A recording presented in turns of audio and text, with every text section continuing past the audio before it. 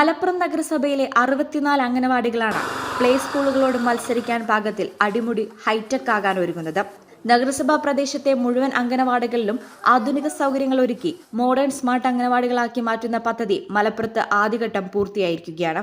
അംഗനവാടികളിൽ air കണ്ടീഷണറുകൾ, smart TV, soft floorings, student friendly paintings, creative zone, sound system, storage ബിന്നുകൾ തുടങ്ങിയവ നൽകി മുഴുവൻ അംഗനവാടികളെയും ആധുനിക കാലഘട്ടത്തിനനുസൃതമായി പരിഷ്കരിക്കുന്ന പദ്ധതിയാണ് മലപ്പുറത്ത് നടപ്പിലാക്കിയിരിക്കുന്നത്. ആദ്യഘട്ടം പണി പൂർത്തിയായ 6 സ്മാർട്ട് അംഗനവാടികളുടെ ഉദ്ഘാടനം ബുധനാഴ്ച നഗരസഭാ ചെയർമാൻ മുജീബ് കാടേരി ഉദ്ഘാടനം ചെയ്തു.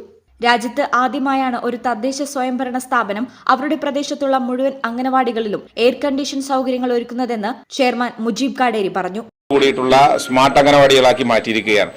64 അംഗനവാടികളും എയർ കണ്ടീഷണർ സ്ഥാപിച്ചു, സ്മാർട്ട് ടി വി വെച്ചു, കുട്ടികളുടെ ചൈൽഡ് ഫ്രണ്ട്ലി ഫർണിച്ചറുകൾ വെച്ചു, ചൈൽഡ് ഫ്രണ്ട്ലി പെയിന്റിങ്ങുകൾ കൊടുത്തു.